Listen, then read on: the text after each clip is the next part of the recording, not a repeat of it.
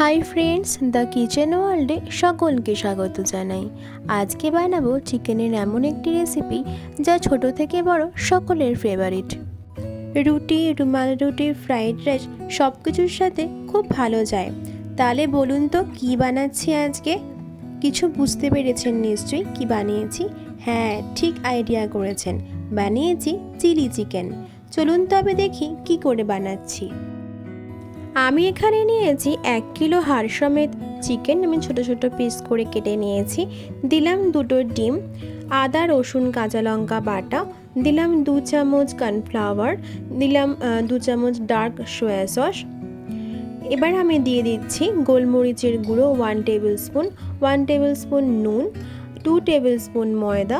এবার আমি খুব ভালো করে হাত দিয়ে মাখিয়ে নেব এবং মাখিয়ে রেখে দেব প্রায় 1 থেকে 1.5 ঘন্টা মতন। তাহলে চিকেনের মধ্যে মশলাগুলো খুব ভালো করে ঢুকে যাবে। কড়াইয়ে রিফাইন তেল গরম করে আমি চিকেনের পিসগুলো একটা একটা করে দিয়ে দেব এবং ডিপ ফ্রাই করে নেব। চিলি চিকেন এই রেসিপিটি সকলেরই প্রায় প্রিয়, বলতে পারেন আমার ভীষণ প্রিয়। তাই আমি আজকে এই রেসিপিটি সকলের সাথে শেয়ার করছি। আপনাদের কেমন লাগে অবশ্যই কিন্তু আমায় কমেন্ট বক্সে জানাবেন। দেখুন, কথা বলতে বলতে চিকেনগুলো আমার ফ্রাই করা হয়ে গেছে। এবারে ভাজা চিকেনের তেলের মধ্যেই আমি দিয়ে দিলাম আদা এবং রসুন কুচি।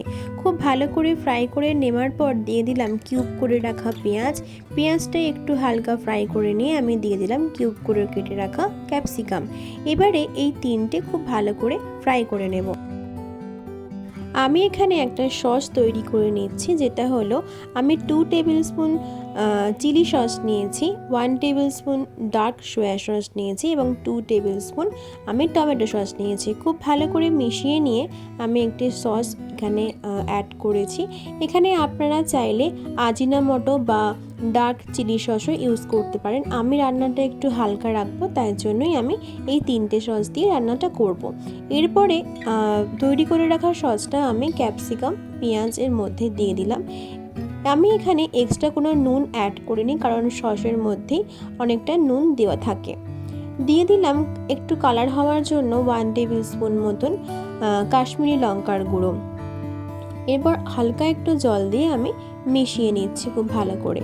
মিশিয়ে নেওয়ার পরে আমি ফ্রাই করে রাখা চিকেনগুলো এখানে অ্যাড করে দিলাম।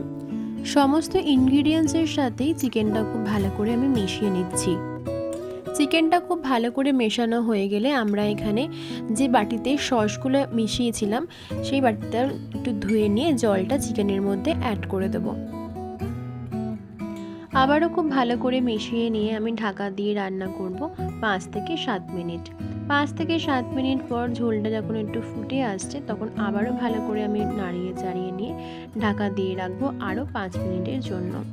আরও 5 মিনিট পর যখন ঢাকাটা খুললাম দেখলাম ঝোলটা একটু পাতলা আছে। এই সময় আমি 2 টেবিল স্পুন মতন কর্নফ্লাওয়ার জলের মধ্যে আমি মিশিয়ে নিয়ে অ্যাড করে দিলাম ঝোলটা একটুখানি গাঢ় হওয়ার জন্য।